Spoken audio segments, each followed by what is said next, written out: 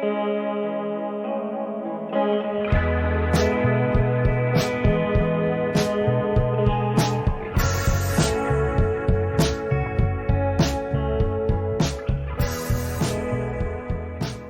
and welcome to Most Unwanted, an X-Files podcast. I'm Chex. I'm joined as ever by Luke for what is a very unusual episode of Most Unwanted. Yeah, just a bit strange. You might notice the length of this episode might be a bit shorter. So, we recorded this episode about a week ago, ready to go. We were very happy with it. Then we came round to listen to it, and basically this is what we heard throughout the entire of the episode. I don't believe this. Well, he's not even saying he doesn't believe it. He's just giving the Scully argument. Yeah. He's giving this argument of why it doesn't make sense. Yeah. And so obviously, in a panic, we had a decision to make. Do we put back another week, or do we just try in the 11th hour to redo the episode? And we thought, sod it. We can do this. Yeah. Obviously, we're going to sort of leave out the sort of bits at the beginning and bits at the end, which I'm looking at. Those sound kind of fine, so that I might be able to release those later. But I think this is going to be more of a truncated, just looking at the episode itself. Well, I've got a plan, Luke. I've got a plan. And I think what I'm going to do is I'm going to use the many resources online just to get a brief synopsis rather than run by scene. We've got a brief synopsis of the episode, and at least we can just give our thoughts and opinions on the episode as a whole. Mm-hmm. And the good thing about this is, at least there's a second part of this episode, so we can refer back to a lot of this in next week's episode as well. Yeah, exactly. And we can curse technology throughout this, so we don't have to worry about any backlash on us, because it's technology's fault. It was all the computers and not me not clicking the right mic and then all this.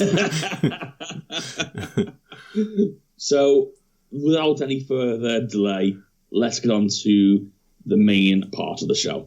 So, this is Season 5, Episode 13.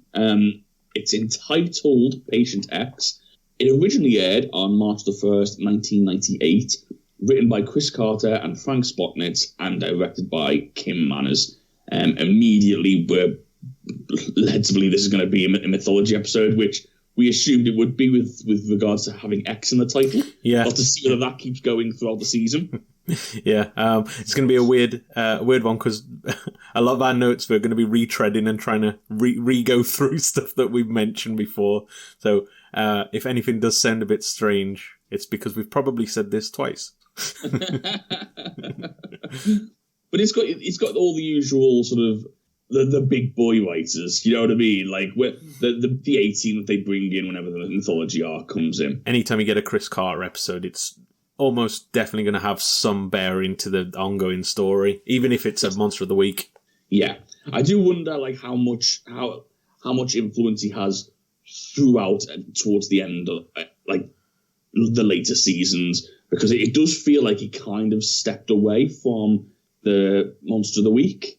I don't know whether that's true or not, but it doesn't feel like it's as controlled as it used to be in season 1. Do you know what I mean? So it'll be interesting to sort of see whether he keeps stepping away or whether he has more, especially coming up to the end where you'd imagine it's going to be a big crescendo. Do you know what I mean? Yeah, I think you've got a big cast of like writers and creators now though that you can rely on. You do every now and again get like a new face, and it tends to work out not great, but I think a lot of their sort of regular writers and creators tend to put out some good one-off episodes, I suppose. Definitely. Okay, so we're just going to quickly run through the first little bit of the episode. We get shown Kazakhstan, and we start off the episode 2 teenage boys, and they are watching what appears to be a spaceship, a UFO, and this sort of big light in the sky flies off behind this mountain. And then they start to hear sort of chaos. They start to smell burning in the air. And as they run through the forest, they end up in this sort of clearing where all these cars are, and they're all on fire. They're all just burning out. And then that's when they encounter a man completely on fire running towards them, obviously scaring them half to death. that they all just run off to the woods. And the morning after, we have two parties that are investigating this. One is our good old friend Critic, who we've not seen in a long time. Mm-hmm. And the other is Marita, who we probably recognise her more as Mrs. X, as we've lovingly nicknamed her. So, yeah, Marita's there with sort of US officials, and Krychek's there with Russian soldiers, and what we believe to be Russian soldiers. They're both sort of checking out what's going on, trying to figure out what's happened here. The advantage Krychek has is he's got one of the boys, Dmitri, in his custody. Mm-hmm. And he tells Marita that we've got the information, go back to your government and tell them we're in control here. Yeah, yeah. It's I like from the offset that it's sort of hinting at this, because I think we do see some like horrifying looking things as well, don't we, in the woods at the beginning. We sort of establish this kind of because it's not a horror episode, but I definitely think there's a lot of horror elements in this, like the way these creatures look and the attacks that happen are so horrifying. There's a lot of that in it. It's definitely pushing the boundaries again of what they can get away with on TV. And yeah, it was interesting to see these two characters that I don't think we've seen Marita and Krychek interact before. I feel like this is a first. I mean, they interact a lot throughout this episode. But yeah, it's nice to see these sort of characters come back. And yeah, it was just nice to have this sort of connection back into the conspiracy. Yeah, definitely. And even like, I think they mention about like, as they was investigating the sort of the area, and you got like these burnt, charred bodies on the floor. And they do mention throughout the episode that it's like they've sort of been carbonated. It's so hot. Like this, it feels more than just sort of a car's been set on fire. It feels like there's more to it. And yeah, it's quite interesting to sort of see how far they'll go, because they never used to show stuff like this in the earlier seasons, but now they're not afraid to sort of almost like shock you with like what they see on the screen. Do you know what I mean? Yeah. Isn't carbonated when you put like fizz in a drink? It might be, yeah. What was it?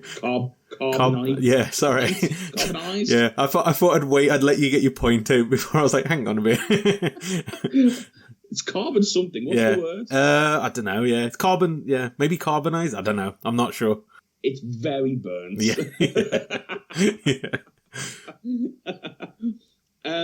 So after this sort of initial intro part, this is where we go back to Mulder. I thought this was going to be a Mulder-centric episode, to be honest, because Scully doesn't make an appearance for a while.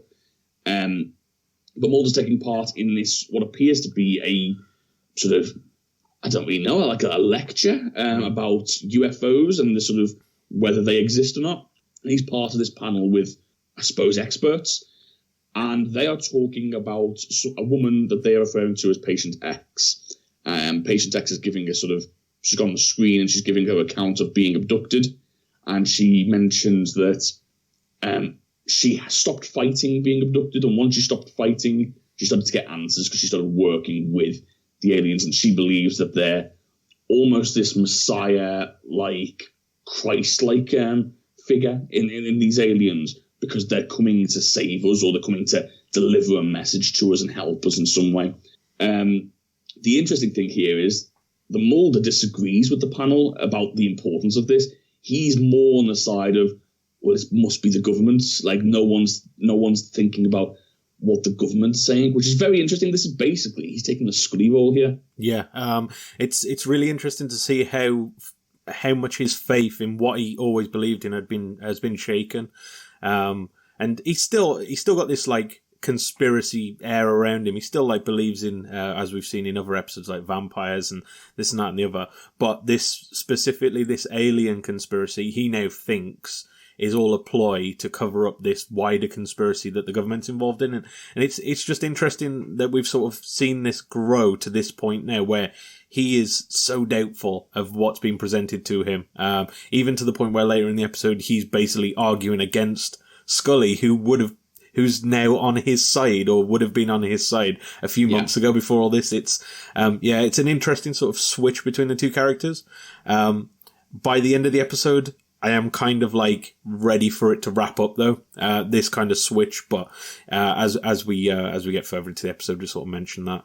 Yeah, definitely. I think it's really interesting in this sort of, especially here and when he's talking to Patient X later on, that the similarities between the way he speaks now and the way we've heard Doubters speak to him in the past, it's very similar. We've heard these sort of monologues that he's giving time and time again, but they're usually against Mulder. And it's sort of jarring to hear it coming from him. But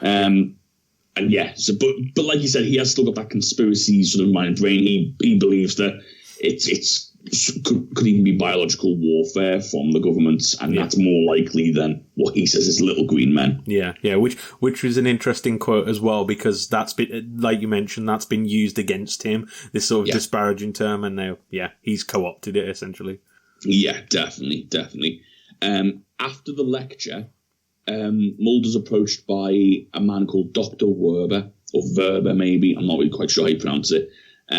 But we find out that he performed regression hypnosis on Mulder. And that's what sort of led Mulder to the sort of conclusion that his sister must have been abducted. So he's helped him out in his theories. And Werber is a little bit confused that the path Mulder's chosen and where he's gone from when they used to know each other. But he also reveals that the woman, Patient X's name is Cassandra. And basically he says that he's been looking after her, he's been her doctor, and he thinks that Mulder should speak to her because he needs to hear what she has to say, and he thinks Mulder will change his mind after that. I did mention in the forgotten recording that Cassandra was an interesting name choice for this patient, because there is a god, I think it's in Greek mythology, not a god, a woman in Greek mythology that gets given the powers from God of basically prophecy, being able to predict the future. But then she jilts the god, and in retaliation, the god curses her as well as giving her that power giving her the curse that no one will ever believe her, so she can tell everyone what's going to happen. She's got the eye for prophecy, but no one will ever believe what she says anyway, so it's kind of useless. And I thought that was an interesting parallel, and I didn't know whether it was on purpose. I did have a look into it after we recorded the lost episode of Most Unwanted, and it actually was an influence. They did use Cassandra as an influence for this character. Okay, that's interesting then, yeah. And it's just that nice little tie-in to something that if you know about it, you're like, oh, it's a nice little nod to that, I guess. So yeah, definitely. And I think it is quite interesting that they've chosen this, because it kind of applies to Mulder for most of the show as well. But she is she's got, and it implies what she's telling us is true. It implies that maybe I don't know whether it's one faction or whether it's two species of aliens, or whether it's, I'm not really sure what's going on in this episode. I suppose it is only the first part, but maybe there are some people out there that are here to help, that are here to just pass a message. We don't know. Yeah. There's a lot of that in this episode where it answers a lot of it answers some questions, but asks a lot more. Like kind of that like Lost kind of way of mystery telling in a series where by the end of this you sort of think that there's two factions, but you don't know what's the makeup of this, or is that actually happening. There's a lot still open, and as you mentioned, it's first of two parts, so there's probably a lot more to come in just the next episode.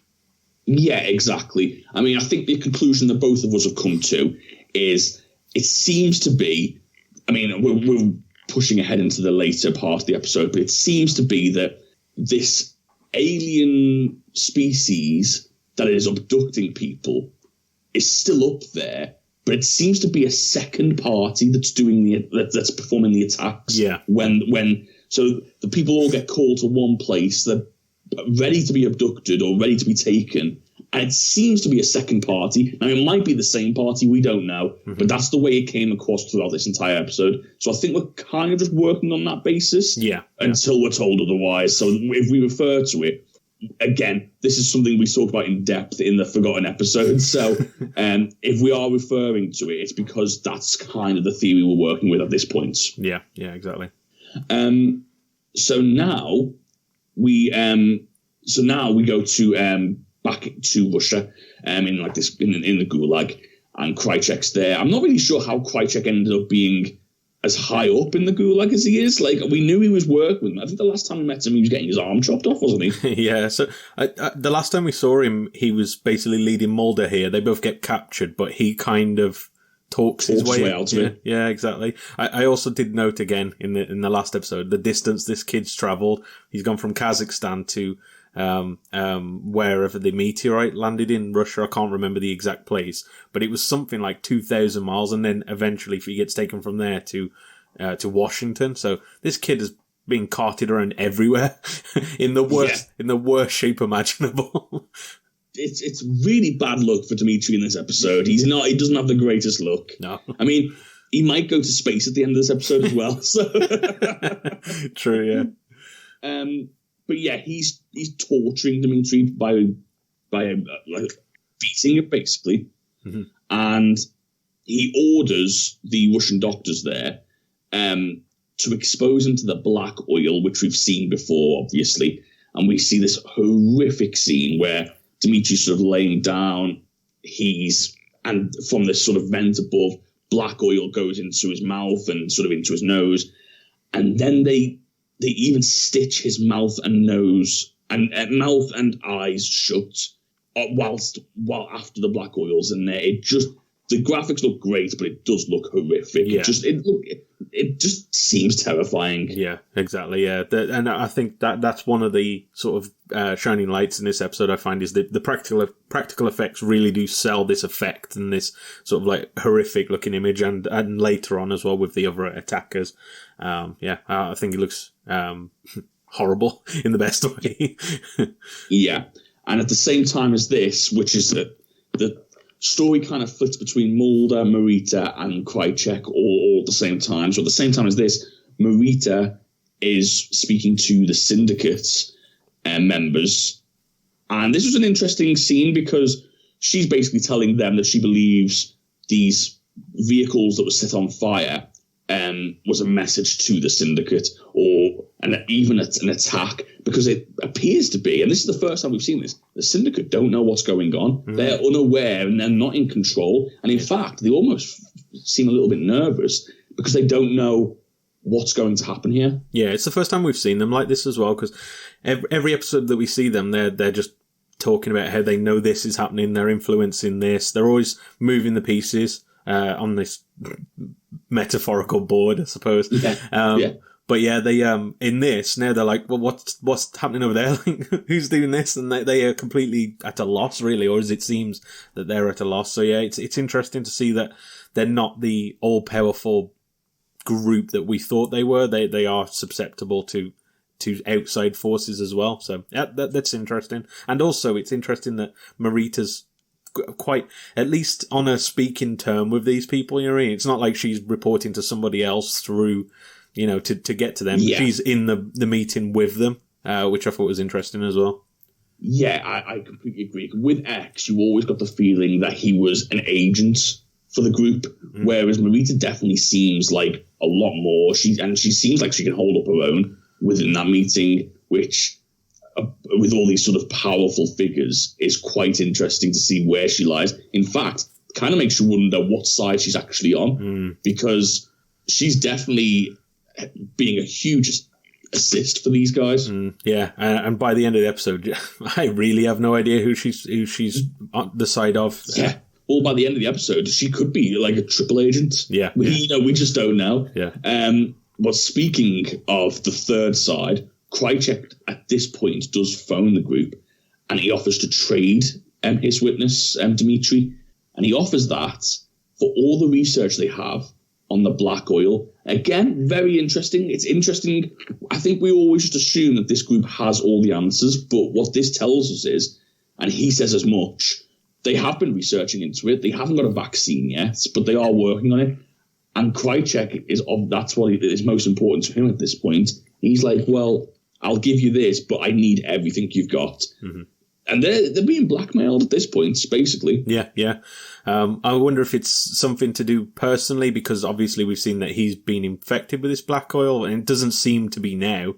But maybe that experience was something he just is very hesitant to go through again. So yeah, maybe it's a personal vendetta that he's on for this. So who knows?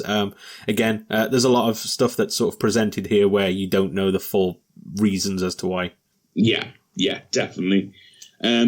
We are introduced to Scully. She is in this episode, thankfully. And she's at the FBI building. She's approached by an Agent Spender, who's Cassandra's son.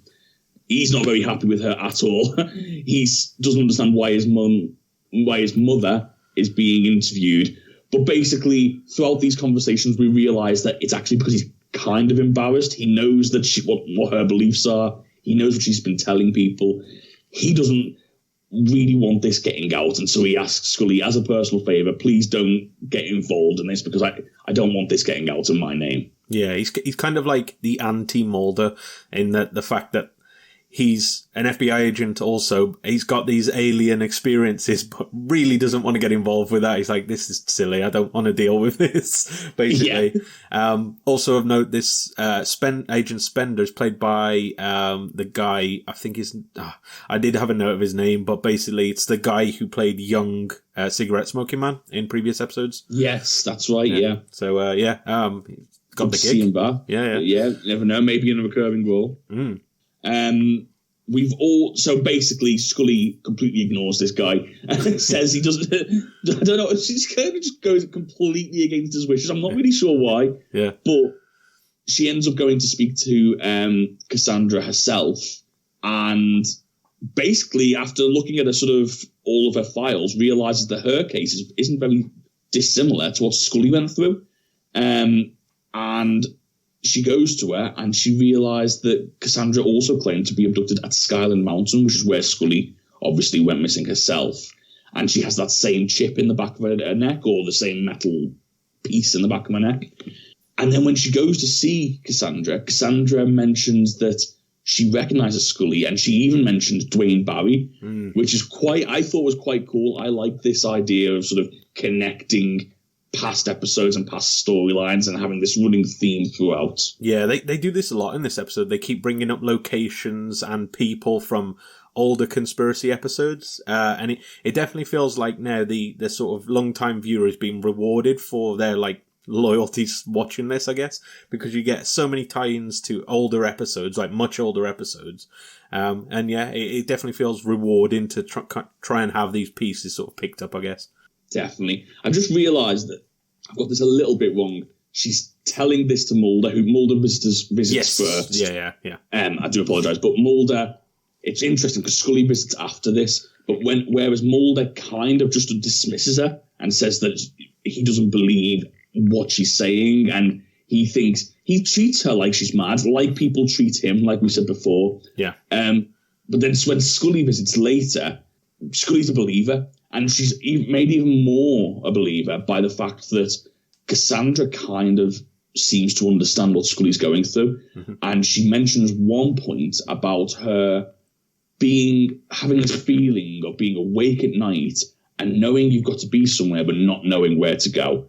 And we don't explicitly get told Scully feels this, but we can tell by her reaction to this conversation that Scully gets these feelings too. Yeah. There's sort of that knowing look as well, and the way that it's acted. There's sort of, they bring up this sort of, I think it's in this scene where she's doing the dots on the window, and that sort of correlates. Just after when Scully leaves, isn't it? Yeah. And we didn't know what those dots were. I mean, you had to tell me what the dots were because I didn't even pick up on it. Yeah, that it was important. Yeah, but it's sort of hinted at again at the time of watching. I was like, I just thought she was doing something, I don't know, crazy alien abductee things. But it turns out in the end that this is all correlating to this sort of spaceship that we see later on and these dots in the sky. So yeah, I thought that was a nice little sort of crumb that they dropped early into the episode that sort of hinted at what's to come later as well. Yeah, and it also refers to later on when Scully's looking well, when they're looking at the sky, it's also like a constellation in the sky as well, the stars, isn't it? Yeah. I don't think constellation quite works like that, where you can sort of get a precise location as to where to be.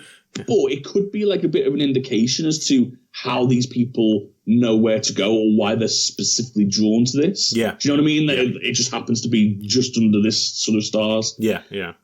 So yeah, that was a nice little interesting bit. Speaking of references to places that we've seen before, we then go to Skyland Mountain, where I love this scene. A guy just drives up and he says, apparently there's a mountain here, when he wants to buy his ticket. So we get the idea that, again, these people are turning up and they don't really know why. Like, this guy didn't even know there's a mountain here. He just sort of had this urge to drive there. And when he gets there, the guy who's selling him the tickets basically says, well, yeah, you're not the first. In fact, you're quite late. There's a load of people here for the same reason as you are. Yeah, yeah.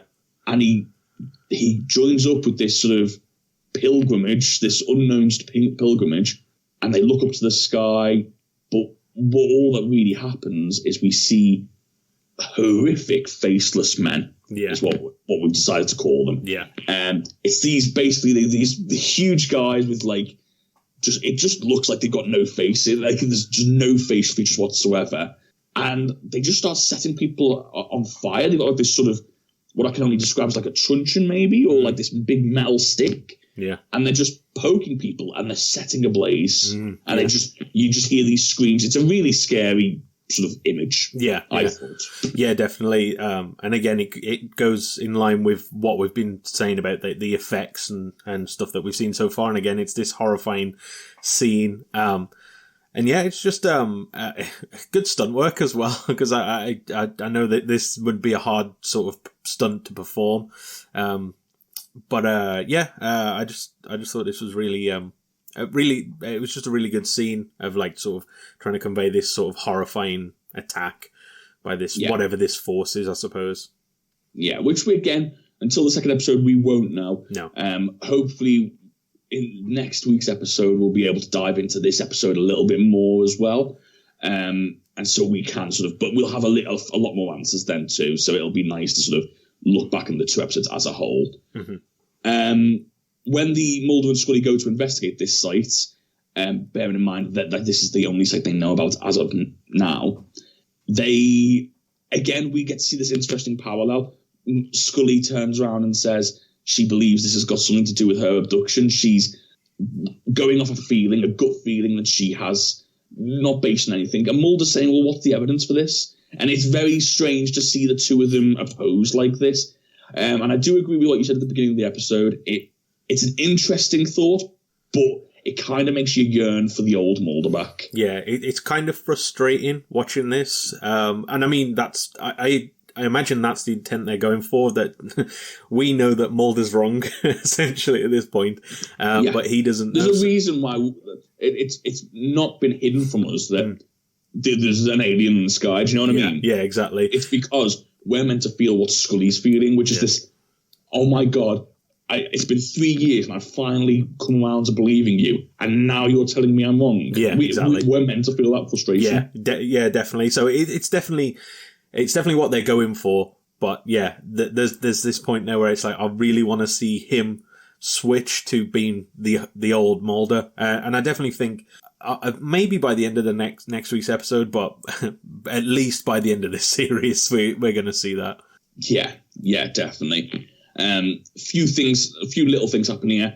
Cassandra gets in touch with the agents and tells them they're trying to send a message. They're doing good, but something's gone wrong. They need to be stopped. She doesn't quite know what's happening, but like the images that she's seeing is upsetting her, and she still believes that the abductions are for the good of humankind, but something's going wrong. Something's not right here. Yeah, exactly. And we also see Agent Spender, Cassandra's son, who is just pissed off. Yeah. He's like, I give you one job, I asked you one favour, and you did the absolute opposite of what I asked you. Yeah, within like 5 minutes as well. In the space, literally, the very next thing that she did was go and visit, or the very next thing that Mulder and Scully did was go visit this woman. So it's like, God damn it, not even waiting like a day.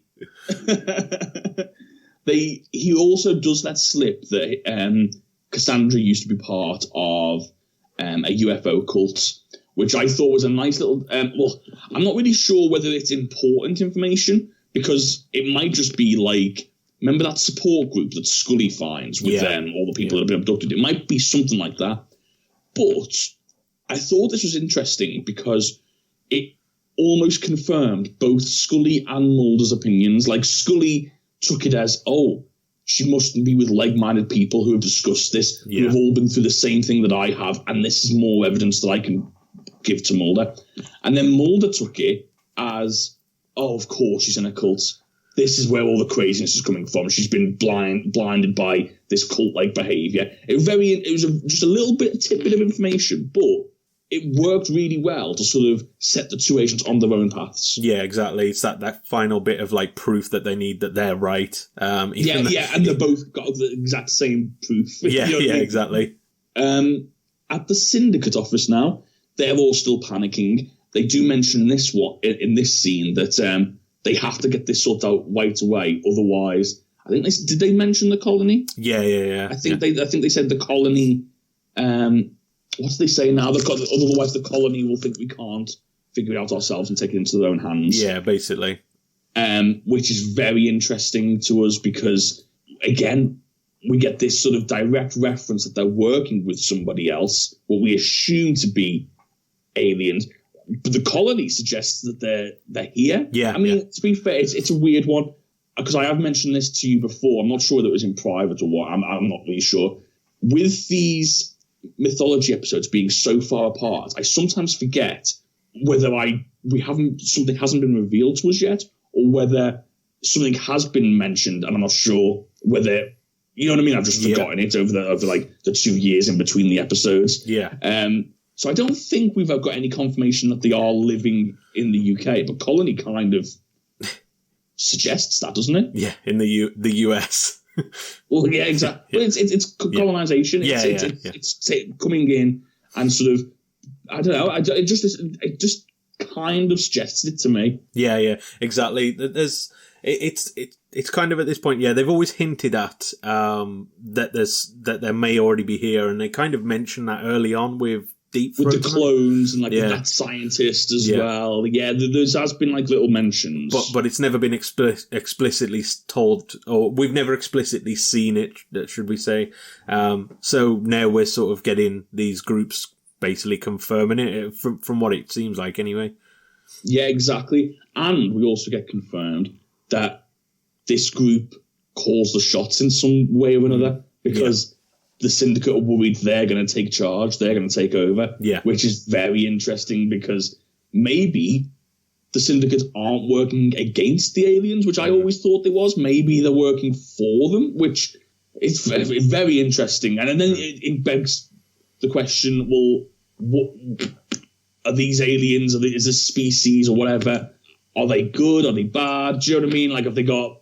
whose interests have they got at heart? Yeah. It's going to be very interesting to find out a little bit more. And we are only just sort of scratching the surface here, but you do get little hints in this meeting. It's also hinting at the fact that they've got their own bigger boss, I suppose, which I always find that interesting. And like whenever you get Star Wars, always reminds me of the one for that is you always think, oh, Darth Vader's the big bad of this. Second film comes around, it's like, no, he's actually got somebody else that he looks up to, and you're like, whoa, oh, how much of a badass is this guy going to be then if he's controlling Darth Vader? Yeah. And in this way, that we've seen that the syndicate essentially has their own leader, and it's like, oh, well, that could be interesting when we maybe eventually meet them. So yeah, it's that hint that there's something else going on here as well.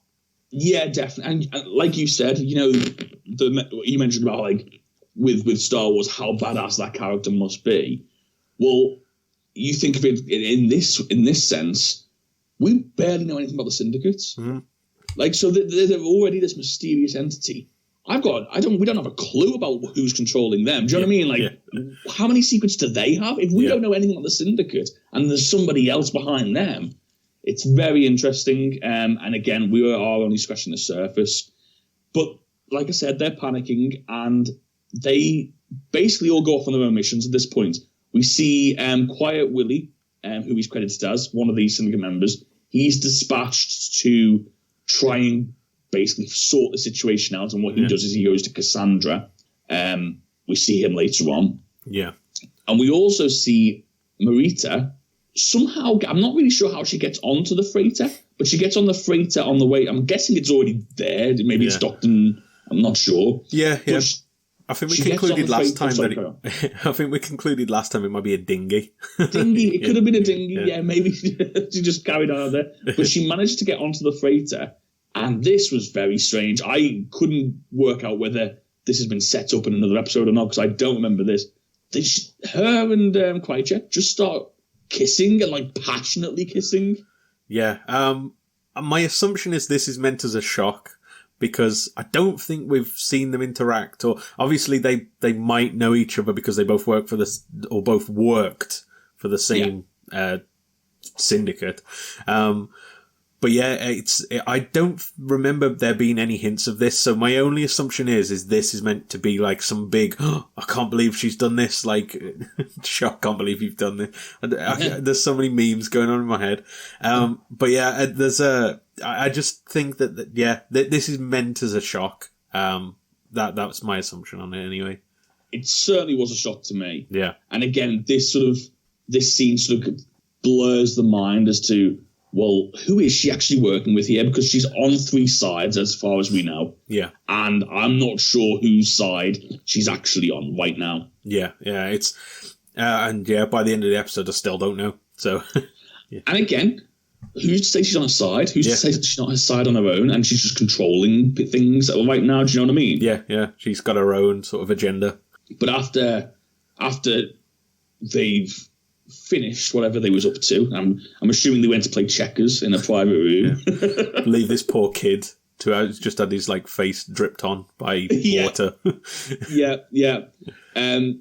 He comes back and Dmitri just says, I've had enough of this. Yeah. I don't want. He says, listen, you've stitched my eyes up, you've stitched my mouth up, you've left me in this dripping water, and now I've got to sit next door and listen to you two have fun next door. No, thank you. And he buggers off. He goes. The ultimate insult. he grabs the dinghy and he just flies off himself. What Krychek finds in his place is the well-manicured man from the syndicate. And he's there. He's got a gun pointed at Krychek. And he asks the question, where's the boy gone? I think this scene's basically there to show us Marita didn't take the boy, or the syndicate didn't take the boy, maybe. Yeah, and they don't know. The syndicate is in the dark as Krychek as to where this boy's gone. Yeah. And then we jump back to Mulder, who's at the FBI buildings, and basically he's decided what's happening at Skyland Mountain is the chip in the back of these people's heads are government planted, and he believes that the government triggers this device to send them, to give them the urge all to go to a certain location, but he doesn't know why. He doesn't know why they would do that. He doesn't know why they was all killed. And Scully's trying to get through to him at this point. That what's the issue with it, with believing that it is aliens or it is something supernatural? Yeah, I think he's sort of at this point. It's hard to work out what his sort of feelings are on this, because it must be conflict. Look, because he's so like adamant on it, but like it must be conflicting for him at this point where this is all he's ever believed. He's gone against this belief now, and now he's got Scully who's telling him no, it is actually what you've believed. So that's why I think it can't go on for much longer that he doesn't believe this, because it seems too against what he's been, how he's been, I guess. Yeah. Well, interestingly, he gets given the tools to figure this out on his own. Yeah. He gets a call from Marita, who tells him this isn't the first time this has happened. This has also happened in Kazakhstan, in the Soviet Union, or the former Soviet Union, should I say. And she says, we have a witness. We'll be able to sort of... Basically, I think the idea is you can figure this one out. If you let the evidence point you to the right place, you can figure out what's going on here. You don't have to sort of be in denial of this. Mm-hmm. But she can't give him all the information. She can only give him the tip of it, because at this point, Dmitri appears and he's pulled out the stitches in one of his eye, black oil is like dripping from like his orifices, and we see Marita drop the phone. We don't know whether she was attacked. We don't know what happened, but the phone line goes dead, and we know must have been some altercation between them two. Yeah. We don't really see what's happening. Again, horrific scene, by the way. Yeah.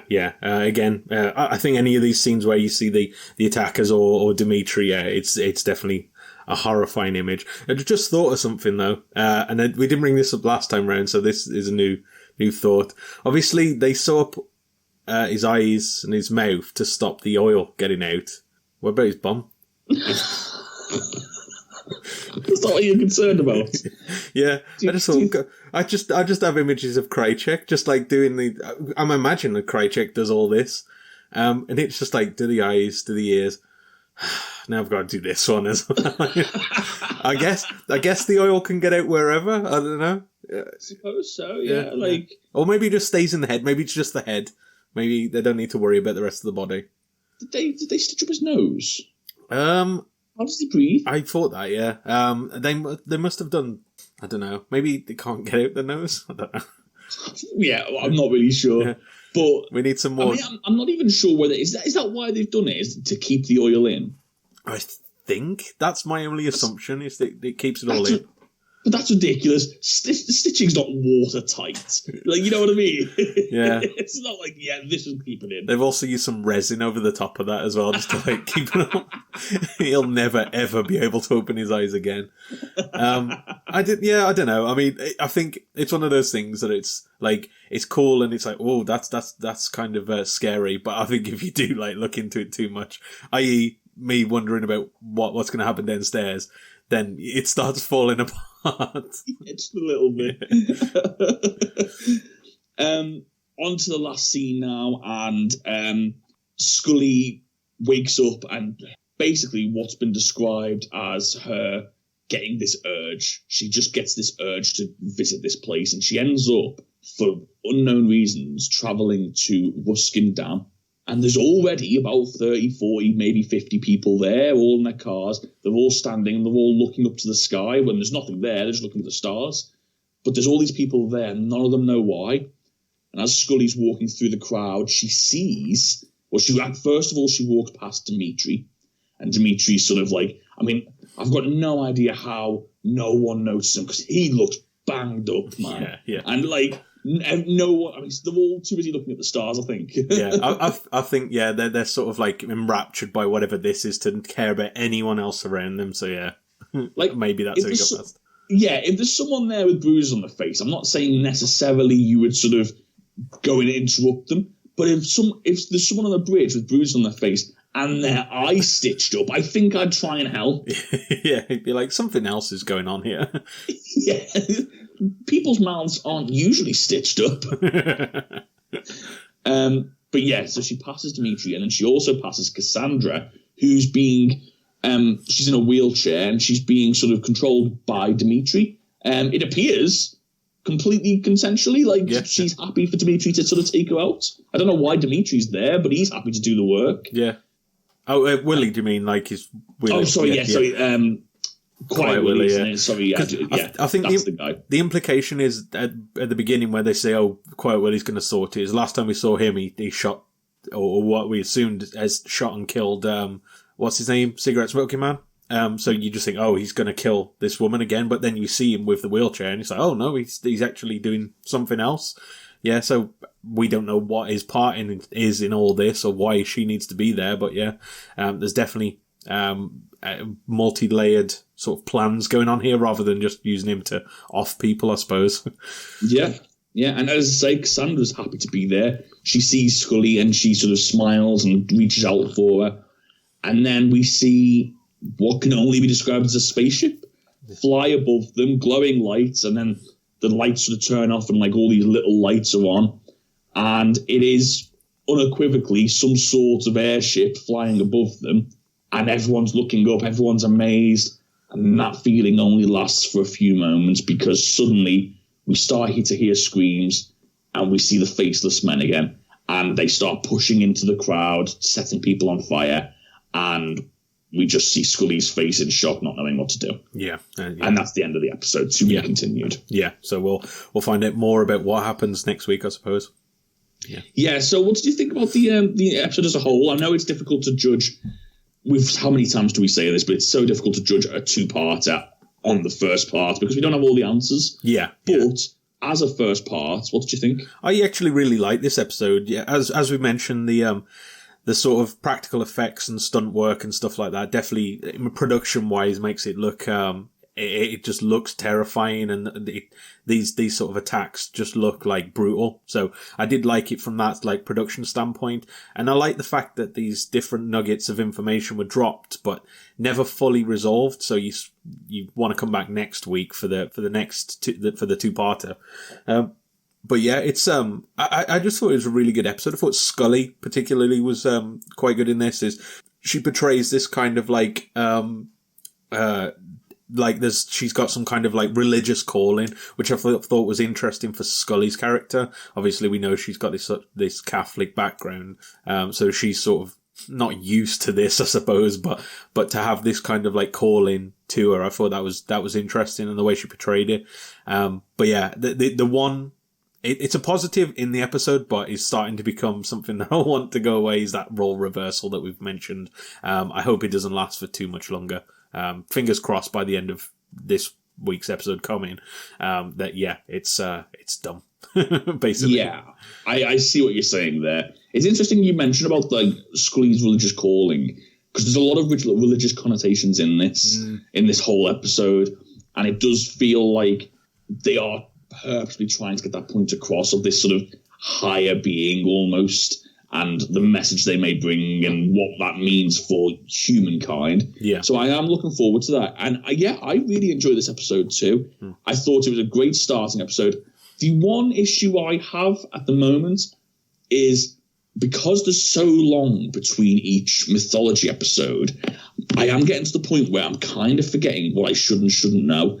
So, for example, like I said, when Krychek and Marita start kissing, I couldn't get it out of my head. I couldn't enjoy it. I couldn't enjoy the scene because I couldn't get it out of my head. Have I missed something?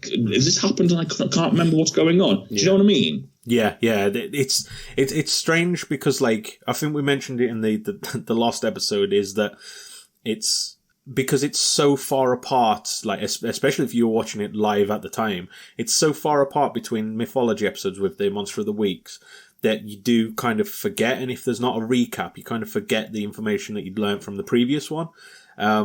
Whereas if you'd say cut out all the Monster of the Week episodes, not that I would, because I think they're some of the better episodes, but if you did all that and just did a binge of just all the mythology episodes, it would make a lot more sort of sense going forward, and you wouldn't have to try and like catalogue your memory going backwards and try and figuring out what you remember.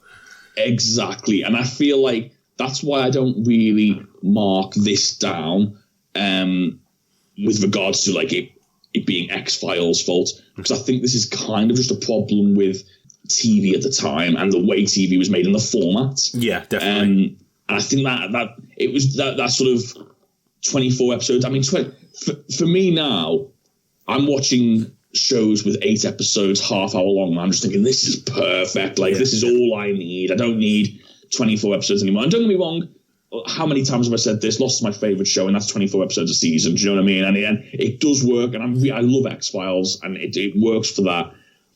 I think the difference between like Lost and X-Files is Lost is a continuous like main story, and so you all you need to remember is what happened in the last episode, kind of, and you just keep going. Whereas this, I do find I struggle to remember what happened in the last mythology episode, but the great thing about that is we're in a unique position because I can just come on here and talk to it about you, and we usually figure it out on the podcast. So usually between the two of us, we'll remember what's happened in previous episodes. A lot of people didn't have that at the time, so it's fine. We're gonna get through it. There's so many old shows that could benefit from like a podcast kind of like follow along, and I think a lot of people do that now. Is like they'll go back and rewatch stuff with a podcast. So I definitely feel like it is handy for these type of shows. Without a doubt. I find when you are listening to when you are watching like older shows with a podcast, it helps when the podcast records using the right mic. Yeah, well, yeah, it always does help, yeah. Just briefly before we finish then, because we're not going to do production notes, a very quick Critic files, because we're not even going to use the theme. We are rushed. This is 11th hour. Yeah. I will stress this as well. This is genuinely 11th hour. We've decided we've got an hour to make this. Let's just get it done. Yeah. What would you rate this episode? I'm going to give it a nice 7.5 to 8. I feel like it's sort of in the middle. I don't think it's sort of tearing up any trees. I don't think it's like anything revolutionary. But again, it might be a little bit harsh because I've not seen the second episode. Yeah. I find it very difficult to rate without seeing the conclusion of the story. Yeah. I can understand that. I gave it an 8 as well. Again, very solid to good episode. Nothing outstanding. Nothing that's going to be like top of my top 5 or top 10. But a solid episode. And IMDb pretty much agreed as well with an 8.4 from 2,576 reviews. So, yeah. And that gives me a lot of hope for the second episode. I'm looking forward to the second episode more now because, let's be honest, if the second episode was absolutely terrible, that would affect the score to this one as well. Do you know what I mean? Yeah, probably. Yeah. So I think we're going to be safe for next week. Yeah. Okay, so that is all from us for today. Sorry it's a little bit of a shorter episode, guys, but as always, we'll be back to normal next week. We should have a lot more time to record it. Yeah. And I'm quite impressed. We've done this in one take, Luke. No editing needed this week. Well, yeah. We hope, yeah. Just don't say any swears at the end now, otherwise we're knackered. So no swears from me. Yeah. If you want to get in touch, just look for us on all social media. Most Unwanted Podcast, Most Unwanted Pod. You will find us. And that's it. I guess it's time for us to off. God damn it.